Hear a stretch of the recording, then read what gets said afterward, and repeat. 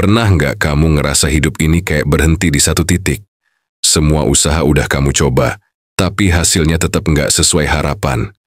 Rasanya berat, gelap, dan bikin kamu bertanya-tanya, kenapa harus aku yang ngalamin ini? Kita semua pernah ada di fase itu. Fase ketika dunia seakan menutup pintu. Ketika kita terjebak dalam rasa lelah, kecewa, bahkan putus asa. Dan di momen itulah kita merasa sendirian. Tapi percayalah, justru dari titik terendah itulah sebuah perjalanan baru bisa dimulai. Hidup enggak selalu soal seberapa sering kita jatuh, tapi seberapa berani kita untuk bangkit lagi. Di video ini kita bakal jalan bareng. Pelan-pelan kita bahas langkah-langkah buat bangkit, menemukan harapan, dan membangun lagi kekuatan diri. Jadi, kalau kamu lagi ngerasa berat, tetap di sini. Karena mungkin ini adalah awal dari kebangkitanmu. Kadang, hidup terasa berat bukan karena masalah itu terlalu besar, tapi karena kita menolak kenyataannya. Saat semua terasa jatuh, langkah pertama untuk bangkit adalah berhenti melawan realita dan mulai mengakui bahwa, ya, memang sekarang aku sedang tidak baik-baik saja. Mengakui kondisi bukan berarti menyerah, tapi justru tanda bahwa kita berani jujur pada diri sendiri. Banyak orang yang pura-pura kuat, padahal di dalam hatinya sudah rapuh. Dan semakin lama kita menolak, semakin berat pula beban yang harus kita bawa. Bayangkan kalau kita sedang berjalan di tengah hujan deras. Kalau kita pura-pura tidak basah, tentu saja itu mustahil. Tapi ketika kita mengakui bahwa kita memang basah kuyup, barulah kita bisa mencari tempat berteduh. Begitu juga dengan hidup. Kuncinya adalah acceptance, penerimaan. Bukan berarti kita suka dengan situasi sulit ini, tapi kita sadar bahwa inilah titik awal untuk berubah. Dengan menerima, kita membuka ruang baru untuk tumbuh. Jadi saat hidup lagi berat, jangan buru-buru bilang, aku harus kuat. Katakan dulu pada dirimu, aku sedang terluka, tapi aku mau sembuh. Dari sanalah perjalanan bangkit itu dimulai. Setelah kita bisa menerima kenyataan, langkah berikutnya adalah menghadapi emosi yang datang. Rasa sedih, kecewa, marah, bahkan putus asa, semuanya wajar. Jangan buru-buru ditekan, karena emosi yang ditekan justru akan meledak di kemudian hari. Mengelola emosi bukan berarti menyingkirkannya, tapi bagaimana kita bisa memberi ruang untuk merasakannya, lalu perlahan mengarahkannya ke jalur yang lebih sehat. Ingat, kamu berhak untuk merasa lemah, tapi jangan biarkan kelemahan itu menguasaimu. Salah satu cara sederhana adalah dengan menuliskannya. Ambil kertas atau buku catatan, tuliskan semua rasa marah, kecewa, atau kesedihanmu. Biarkan kata-kata itu keluar, tanpa takut dihakimi. Kadang dengan menulis, kita memberi jalan bagi emosi untuk keluar tanpa harus menyakiti siapapun. Selain itu, coba tarik napas dalam-dalam. Tarik perlahan, tahan sebentar, lalu hembuskan. Ulangi beberapa kali. Latihan sederhana ini bisa membantu menenangkan tubuh, dan ketika tubuh tenang, pikiran pun akan ikut lebih jernih. Jangan lupa untuk bersikap lembut pada dirimu sendiri. Katakan, aku sedang terluka dan itu nggak apa-apa. Aku butuh waktu untuk pulih.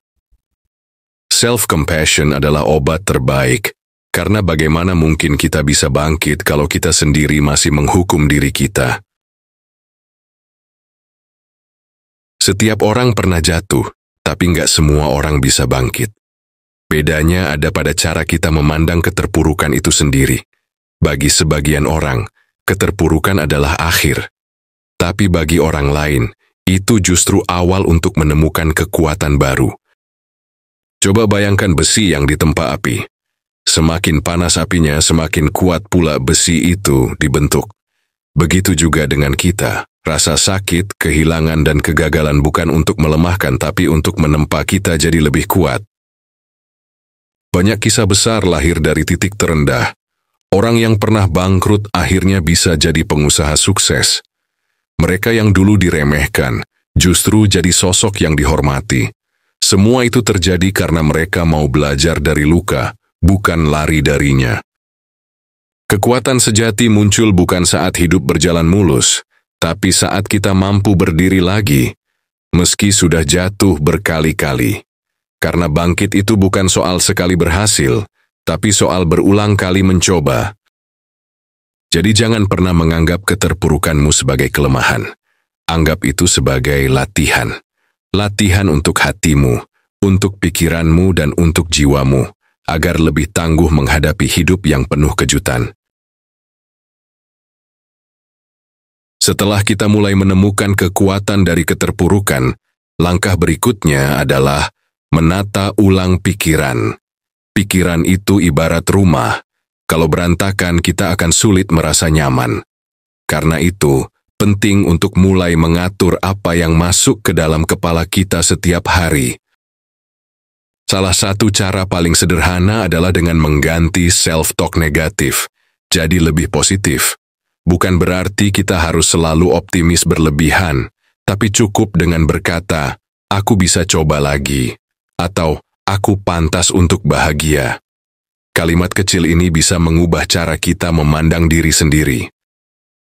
Selain pikiran, kebiasaan kecil juga menentukan. Mulailah dengan hal sederhana, bangun lebih pagi, merapikan tempat tidur, atau jalan kaki sebentar di pagi hari. Jangan remehkan kebiasaan kecil, karena dari sanalah energi positif bisa muncul. Lingkungan juga punya peran besar. Kalau kamu terus berada di sekitar orang yang hanya membawa energi negatif, kamu akan sulit berkembang. Sebaliknya, berada di lingkungan yang sehat, yang mendukung dan memberi semangat, akan membuatmu lebih cepat pulih. Jadi jangan tunggu semua hal besar datang dulu. Mulailah dari pikiran yang lebih tenang, kebiasaan kecil yang konsisten, dan lingkungan yang mendukung. Dari hal sederhana itu, pola hidupmu akan perlahan berubah, dan dari situlah perjalanan bangkitmu makin kuat. Enggak ada orang yang bisa bangkit sendirian. Kita semua butuh tangan yang menggenggam, telinga yang mau mendengar, dan hati yang mau mengerti. Dukungan dari orang lain seringkali menjadi bahan bakar untuk kita terus melangkah. Mungkin itu datang dari keluarga yang selalu ada meski kita jatuh berkali-kali, atau dari sahabat yang nggak pernah bosan mengingatkan kita tentang potensi yang kita punya. Bahkan kadang, dukungan bisa datang dari orang asing yang tanpa sadar menginspirasi kita. Kita nggak perlu mencari support system yang sempurna. Yang terpenting adalah kita terbuka untuk menerima bantuan dan mau mengizinkan orang lain masuk dalam perjalanan kita.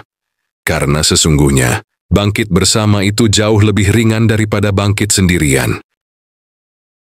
Banyak orang yang berhasil melewati masa sulit, bukan hanya karena mereka kuat, tapi karena mereka punya lingkungan yang menopang.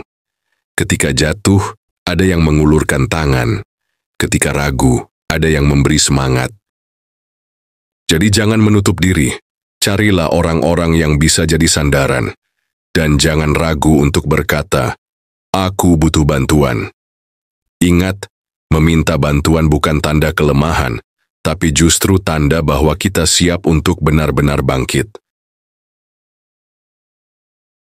Setelah menemukan dukungan, langkah berikutnya adalah membangun tujuan baru.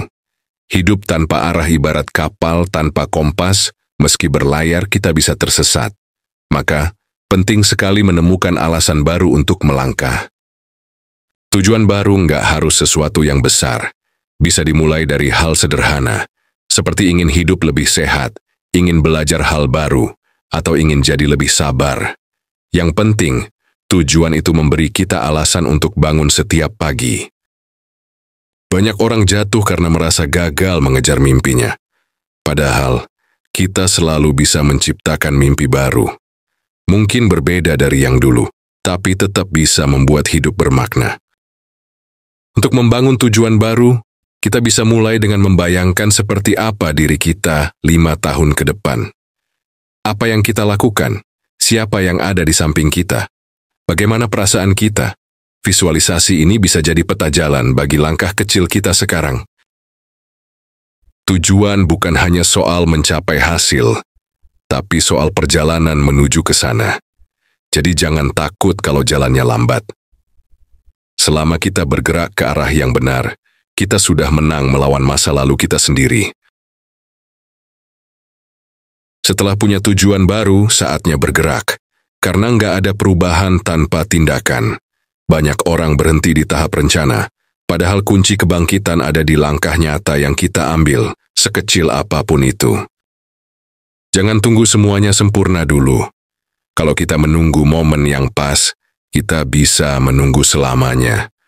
Justru dengan memulai sekarang, meski masih ragu, kita belajar di sepanjang perjalanan. Tindakan kecil bisa jadi titik balik besar. Misalnya, bangun lebih pagi untuk olahraga, belajar 10 menit setiap hari, atau mulai bicara dengan orang baru. Hal-hal sederhana ini bisa membuka pintu perubahan besar. Dan ingat, konsistensi lebih penting daripada kecepatan. Lebih baik melangkah pelan tapi konsisten, daripada berlari cepat lalu berhenti di tengah jalan. Bangkit itu soal keberanian untuk terus melangkah, meski kita masih takut. Karena setiap langkah yang kita ambil adalah bukti bahwa kita lebih kuat dari rasa ragu kita sendiri. Hidup memang nggak selalu mudah. Ada kalanya kita jatuh, hancur, bahkan merasa nggak punya alasan lagi untuk bangkit. Tapi justru dari titik paling gelap itulah cahaya bisa terlihat. Bangkit bukan soal siapa yang paling cepat, tapi siapa yang paling berani untuk terus melangkah meski jalannya berat. Kamu nggak harus sempurna, cukup ambil satu langkah kecil, lalu lanjutkan besok dengan langkah kecil lainnya. Ingat, kamu nggak sendirian, selalu ada orang-orang yang peduli, selalu ada harapan yang menunggu, dan selalu ada kesempatan baru yang bisa kamu ciptakan. Jadi apapun yang sedang kamu hadapi hari ini, jangan menyerah, percaya bahwa kamu bisa. Dan percayalah bahwa Tuhan nggak pernah tidur. Dia selalu menyiapkan jalan keluar untuk setiap ujian. Kalau kamu merasa relate sama perjalanan ini, jangan lupa untuk like, share, dan subscribe. Biar kita bisa terus berbagi cerita inspiratif lain yang bisa menguatkanmu. Sampai ketemu di video berikutnya.